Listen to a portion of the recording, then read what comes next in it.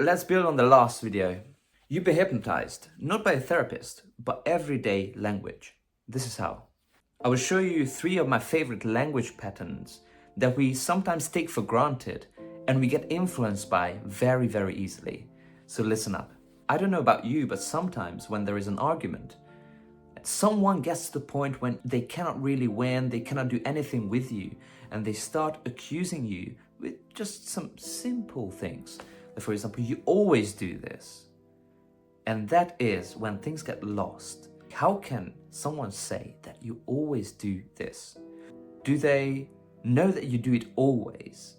Is it true that you do it always? And I do get offended sometimes if someone assumes that this is how I do things always, kind of connects me to that thing that I do, and it doesn't allow me to see a way out. And that is one of the things that disturbs me about language patterns and how we assume things are and how we try to defend ourselves from reality, from what it is, and try to generalize things in order to understand it.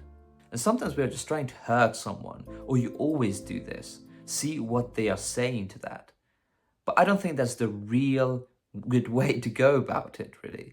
It happened to me as well. Once I was in an argument and the person kept saying, "Oh, you do this always." And I was like, okay, just wait a second. What does it mean always? Do I do this all the time? Do I not recognize it? Do I not realize it? Is there a time that I didn't do this? What does it even mean? And that is something that we can really get conscious about.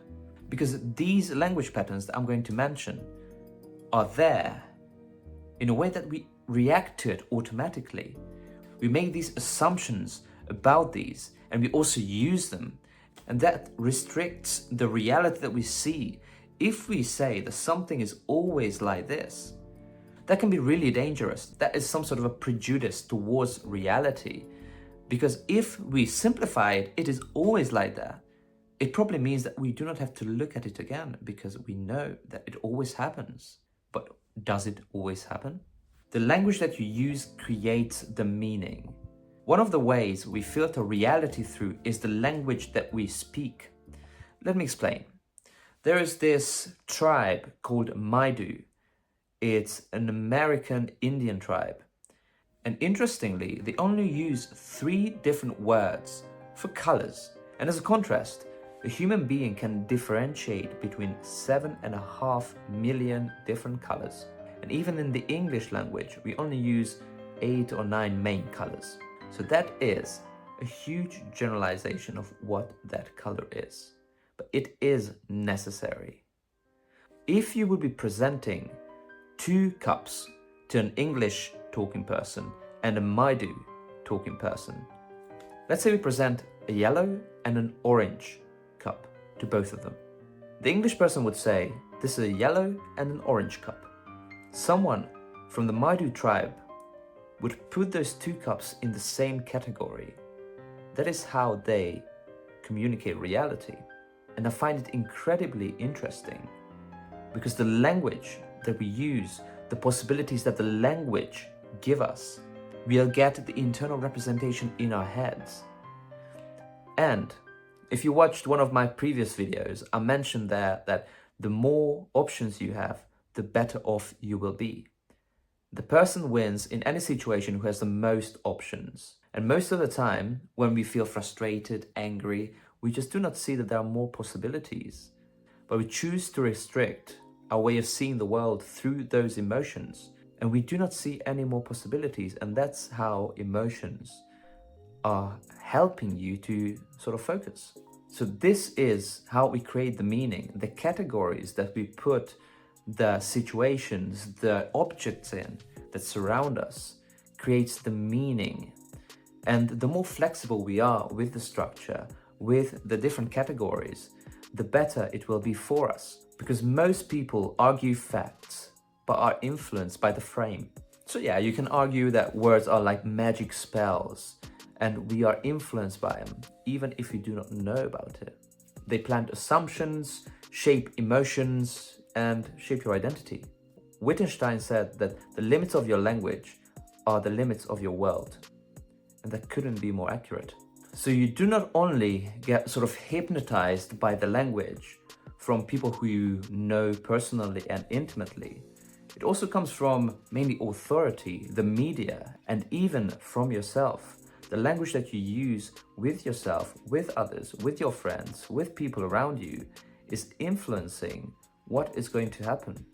And it's just a very good thing to be aware of.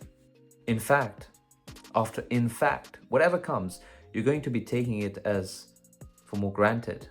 So as I promised, there are quite a few presuppositions, but I'm going to mention 3 of them that are very important to be aware of. First one is the possibility and necessity presupposition.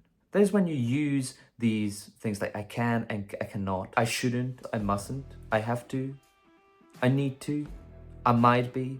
So these things, when you use, they carry a meaning. When you say I can, okay, you empower yourself. When you say you can't, you already decided, you tie that you can't to your identity.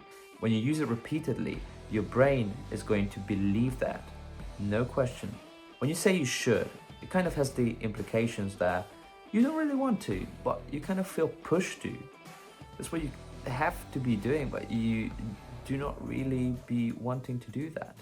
When you feel that you are not in control, that you're sort of victimizing yourself with the language when you say you should do something, because you are not in control, you don't feel like you have any control over the situation. And that is when, well, resentfulness can start to build up and other bad emotions, depending on what you associate with that. The second one is the cause and effect presupposition. And that goes the following way. He makes me angry. She makes me sad. Something happens, someone does something, and that means something for you. But in reality, you kind of give your power away because you cannot really be controlling anyone's reaction, the situation, how it unfolds. The only thing that you can control is your reaction to it.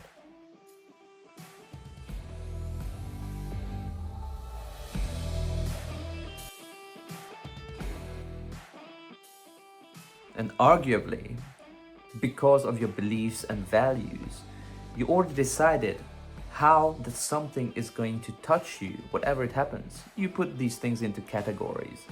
And when something does something that, oh, you should be angry about, and you say that, oh, that something made me angry. But in reality, that is just a limited reaction that you can be changing. And the third one that I wanted to mention is the adverb and adjective. That is very powerful as well, because when we say something is good, something is nice, we do have a more complex meaning behind it. And especially if we use negative language, that is bad, that is like that, whatever it is. Like, this is how we perceive reality, and sometimes we just fall into a pattern that we just get too reactive to those things. That is when the problem happens. These things will always be around us, but we do not have to be reacting to, especially the language and the situations that we encounter. We don't have to be reacting to these situations in a disempowering way. We can actually be choosing the reaction. If we know what language pattern we're using, we can actually be changing our reactions to these situations. And these get really, really powerful if you do not only use it in everyday situations, but for things that you actually want to achieve. So for example, if you have a goal and you have these presuppositions about it and the language that you use about whatever you want to achieve that is limiting you to get there, that is when this can be really, really powerful and reshape how you approach the situation, what energy you carry with yourself, and how you are reacting to anything that comes up regarding that situation. So it not only can change your reaction, it can not only change the quality of your emotions, it not only can change the meaning that you give to these events, you can also change the results that you get. And you are there where you are in life because of the decisions that you make every single day. And because of those decisions, you cannot be anywhere else than where you are right now. So it's worth a think about. So what if you could use a language from which you feel more open, so that you feel you have more choices, that you're safe in your skin, and that you have control over what happens. You have control over what you can control. What if you could catch manipulative language patterns? When someone says something to you and they do not mean it, when they just somehow disguise their intention with kindness. This is really powerful stuff that all of us can apply in our lives to achieve better results and to handle those situations the best way we are capable of, and even upgrade what we think we deserve. So comment below the phrase that you want to rewire in your everyday life. And in the next video, I will show you how to anchor a very powerful state in your body so you can get access to it every time you want to. See you around.